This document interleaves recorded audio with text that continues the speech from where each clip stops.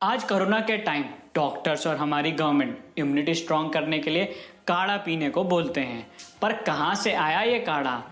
कौन लाया ये काढ़ा? ये काढ़ा आया है आयुर्वेदा से, जो कि 2500 साल पुरानी साइंस है। ये एक छोटा सा एग्जाम्पल है कैसे हम अपने पुराने ट्रेडिशंस, रिचुअल्स एंड कल्चर्स को आज तक फॉलो कर रहे हैं। हमारे कस्टम्स ही म्यूजियम की शोभा नहीं बढ़ाते, हमारे लाइफ की हर मोमेंट डिफाइन करते हैं। जहाँ रोमन एंड इजिप्शियन एम्पायर के ट्रेडिशन समय के साथ धुंधले पड़ गए, वहीं हम आज भी ये 2000 साल पुराना काढ़ा पी रहे हैं। Cheers!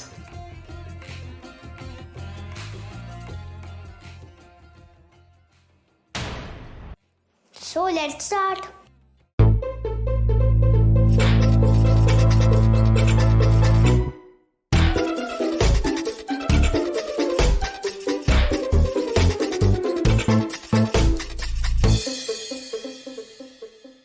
हेलो जी। इंडिया की यूनिकनेस की शुरुआत होती है 14.5 करोड़ साल पहले, जब इंडिया पार्ट हुआ करता था सुपर कॉन्टिनेंट गोंडवाना लैंड का, और हमारे नेबर्स थे Australia, Africa, Arabia and Antarctica. धीरे धीरे इंडियन प्लेट अलग हुआ और जाके टकरा गया यूरेशियन प्लेट से, जिस वजह से हिमालय फॉर्म्ड हुआ, और तभी से हिमालय हमारे इंडिया का ताज बना हुआ है। आदि मानव ने इंडिया को अपना घर बनाया लगभग 75,000 साल पहले, और 5500 साल पहले इंडिया की पहली सिविलाइजेशन इंडस वैली शुरू हुई, और उसने भी इंडिया की यूनिकनेस के फ्लैग को और ऊंचा कर दिया। एक तो ये उस टाइम की सबसे बड़ी और मॉडर्न सिविलाइजेशन थी, प्लस यहाँ की रोड्स, ड्रेनेज सिस्टम और क्लीनिनेस कम से कम अपने से 100 साल आगे थे। और सबसे बड़ी बात ये थी कि पूरी सिविलाइजेशन में कहीं पर भी वायलेंस डिपिक्ट नहीं की गई। हम इंडियंस नॉन वायलेंस का प्रचार आज से नहीं 5000 साल से कर रहे हैं, और शायद गांधी जी को अहिंसा और सत्याग्रह का आइडिया यहीं से आया हो। कुछ भी इंडस सिविलाइजेशन के थोड़े टाइम बाद ही राजाओं महाराजाओं का दौर शुरू हो गया, और इंडिया जल्द ही एक ग्लोबल फोर्स बन के उभरने लगा। इंडिया का गोल्डन पीरियड आया मौर्य एंड गुप्ता के टाइम। इसी पीरियड में अशोका द ग्रेट, चंद्रगुप्त मौर्य जैसे राजाओं और बड़े बड़े स्कॉलर्स एंड साइंटिस्ट जैसे चाणक्य, आर्यभट्टा, ब्रह्मगुप्ता एंड सुश्रुत ने इंडिया को धन और ज्ञान के दम पे वर्ल्ड फेमस कर दिया था। आयुर्वेदा और योगा दो बहुत बड़े आविष्कार भी उसी समय हुए। आयुर्वेदा बेसिकली होता है जीवन का विज्ञान, जिसमें हेल्दी लाइफ, डाइट से लेके काफ़ी बड़ी बड़ी बीमारियों को नेचुरल तरीके से ठीक करने के स्टेप्स होते हैं। ये सब हमने ढूंढा और लिखा 2 से 2500 साल पहले। योगा जो आजकल इंडिया में फैशन में है, इस set of physical, mental and spiritual practices, ये भी इंडिया में ही इन्वेंट हुआ था। इंडिया की इस विख्यात धन दौलत और ज्ञान के भंडार के बारे में पूरी दुनिया को पता चल चुका था, और उसी वजह से बाकी कंट्रीज़ एंड किंगडम ने इंडिया को इन्वेड करना शुरू कर दिया। और जब मोहम्मद गौरी ने 1192 में पृथ्वीराज चौहान को हराया, तब पहली बार इंडिया में मुस्लिम रूल इस्टेब्लिश हुआ, जो लगभग 1857 तक चला। इन सालों में इंडिया ने यूनिकनेस की और ऊंचाइयों को छुआ। इसी समय पर्शियन, अरेबिक, अफगानी और इंडियन कल्चर का ऐसा अनोखा मिश्रण हुआ कि उसकी आर्ट आज तक इंडिया के खाने, पहनावे और तौर तरीके में देखी जा सकती है।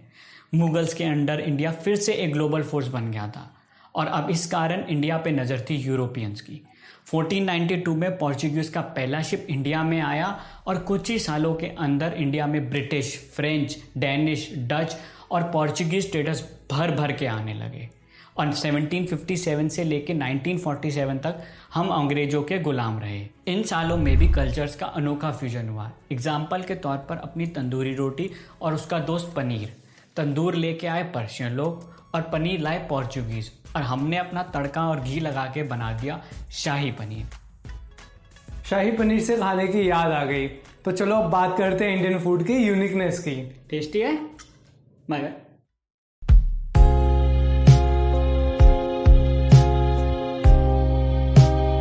इंडियन फूड में इतनी वैरायटी है कि आप अगर अमृतसर से दिल्ली आओ और फिर गलती से आगरा चले जाओ तो खाने में भयंकर चेंज मिलेंगे, और अगर पहुंच गए साउथ इंडिया तो मतलब कि फूड की shape, size, smell and taste सब डिफरेंट, इतना डिफरेंट कि आपकी आत्मा को भी भूख लग जाएगी।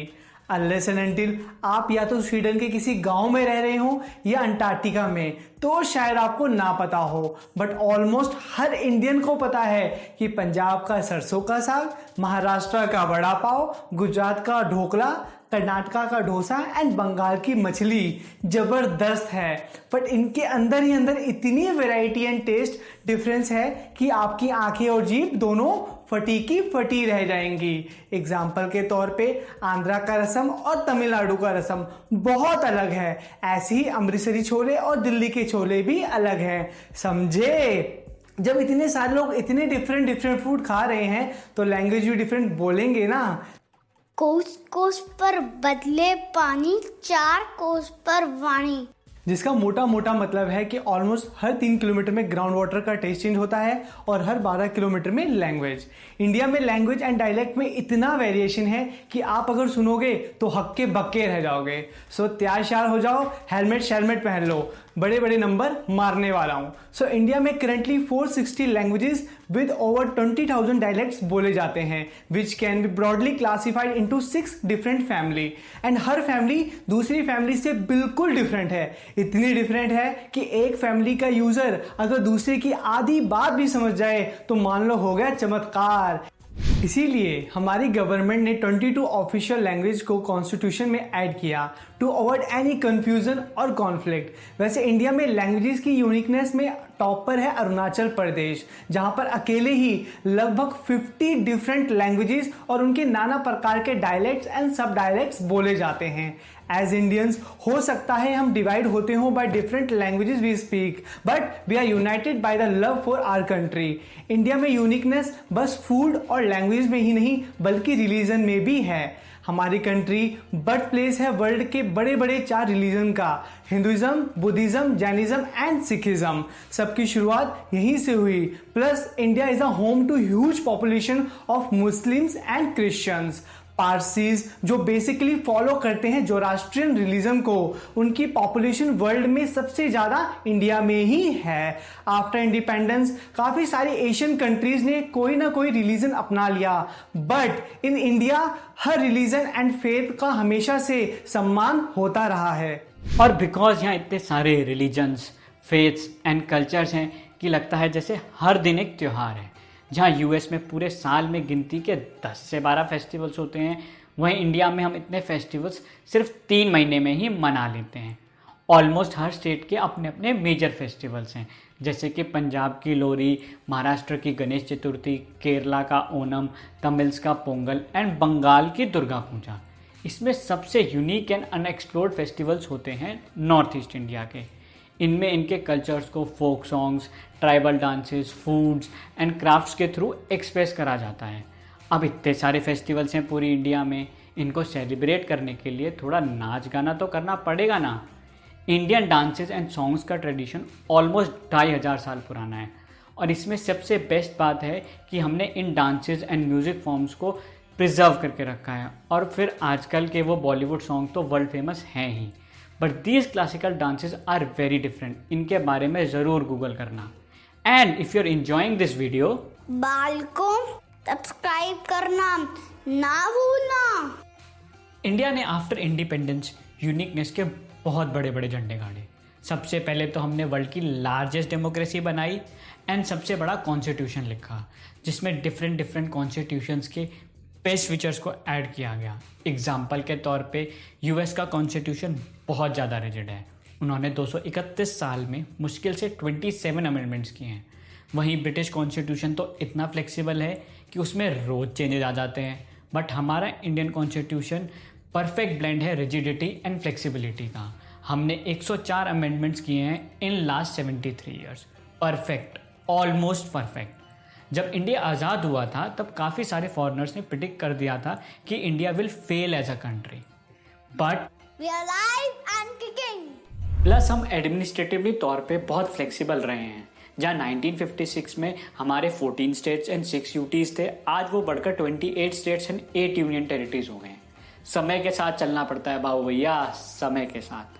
हमने जैसे हिस्ट्री में बड़े बड़े स्कॉलर्स एंड साइंटिस्ट देखे, उसी तरह से आज इसरो के साइंटिस्ट भी इंडिया का नाम ऊंचा कर रहे हैं।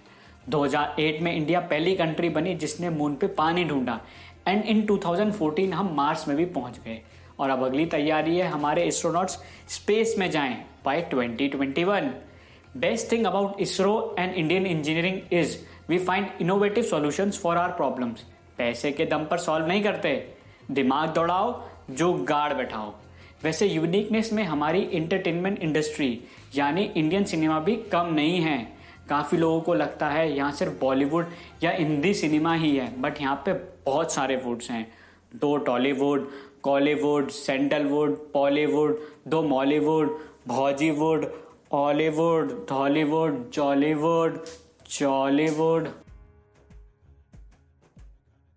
ये रीजनल सिनेमा लास्ट 10-20 सालों में काफ़ी उभर के आया है एंड बॉलीवुड तो कॉन्टिन्यूसली राज कर रहा है करोड़ लोगों के दिल पे। एक और चीज़ जो इंडियंस के दिल पे बहुत करीब है, the Taj Mahal.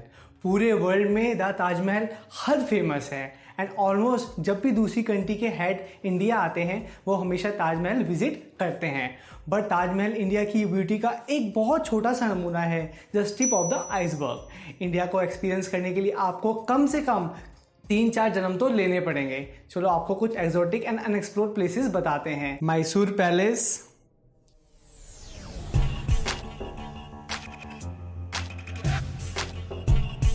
Ajanta caves in Aurangabad,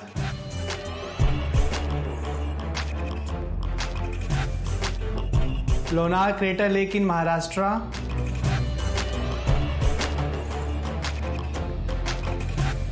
की monastery in Spiti,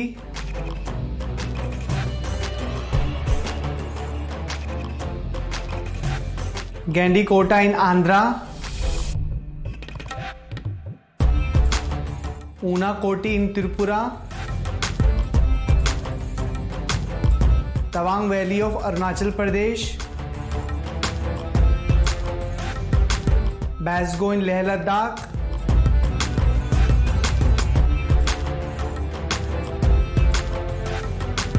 गुरुडोंगमा lake in Sikkim. हर स्टेट में ऐसे हजारों स्पॉट्स हैं that are just mind blowing. In the end हमको जो यूनिक बनाता है वो है ये करोड़ों साल पुराना ट्रेडिशन एंड हजार तरह के culture. And the best part is in सबको हमने संभाल के रखा है, प्लस हम मॉडर्निटी की तरफ अपने कस्टम्स एंड ट्रेडिशन को लेके चल रहे हैं। इंडिया की करंटली 70% पॉपुलेशन यंग है, so there are high chances जो आप ये वीडियो देख रहे हो आप उस 70% का हिस्सा हो। तो जिम्मेदारी आप पर है। Keep making India proud and ask what can you do for your country and not what the country can do for you. तो ये था हमारा इंडिया, आपका इंडिया, हम सबका इंडिया।